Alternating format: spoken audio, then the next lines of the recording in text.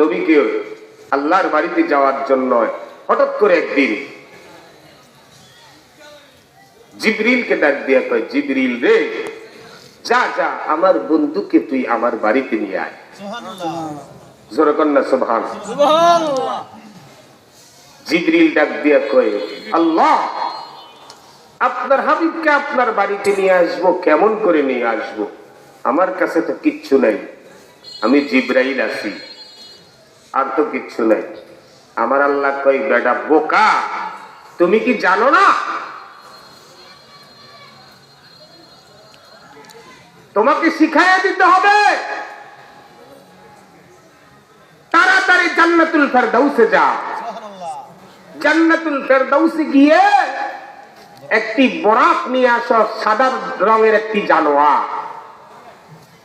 ওই বরাকটা নিয়ে আমার হাবিবের দরবারে চলে যাও। আল্লাহ নবী উম্মে হানির ঘরের মধ্যে শায়িত, মাতান্তরে হাতিমে কাবার মধ্যে ঘুমাচ্ছে। জিবরাইল আইসা বরাক নিয়ে আইসা দেখে আমার নবী ঘুমিয়ে আছে, কিন্তু জিবরাইল দাঁড়িয়ে আছে, আমার নবী ঘুমিয়ে আছে। জিবরাইল দাঁড়া দাঁড়া চিন্তা করতেছে, আল্লাহর হাবিব ঘুমাচ্ছেন, আল্লাহর হাবিবকে জাগার মতো আমি জিবরাইলের শক্তি না, আল্লাহর হাবিবকে আমি জাগাইতে পারবো না।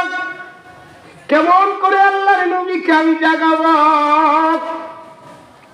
কিভাবে আমি আল্লাহর হাবিবকে জাগাই?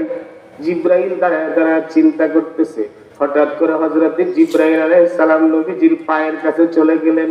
আমার নবীজির পাও মোবারকের কাছে যাইয়া জিবরাইল আস্তে করে তার জিহ্বাটা বাহির করে দিয়ে হযরতে জিবরাইলের নরম জিহ্বাটা আমার নবীর পাও মোবারকের সাথে লাগায়া দিলেন। সুবহানাল্লাহ, সুবহানাল্লাহ।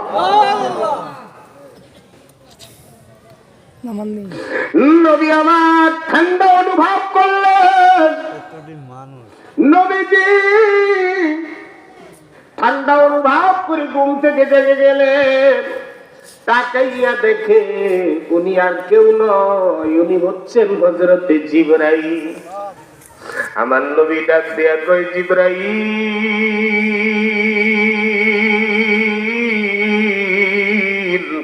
আমার কাছে এই মুহূর্তে কোন ওহী নিয়ে আসছো কিনা? কি জন্য আসছো তাড়াতাড়ি বলো। তুমি জিবরাইল আমারে জাগাইলা না কেন? আমি তো ঘুমাইতেছিলাম, তুমি এই কাজটা কেন করলা? আমার পাও মোবারকের সাথে তোমার নরম জিহ্বাটা লাগায়া দিলা। ও জিবরাইল, তুমি না রুহুল আমিন, তোমার নাম না রুহুল কুদুস, তুমি না সমস্ত ফেরেশতার সরদার, তুমি এই কাজটা কেন করলা? জিবরাইল ডাক দিয়া কয়, ইয়া রাসূলুল্লাহ, ইয়া হাবিবাল্লাহ, ও নবী, ও নবী, ও নবী, রুহুল আমিন হইতে পারি, রুহুল কুদুস হইতে পারি গো নবী, সমস্ত ফেরেশতার সরদার হইতে পারি। আল্লাহর হাবিবের কদম মুবারকের সামনে আমি জিবরাইলের কোনো দাম নাই।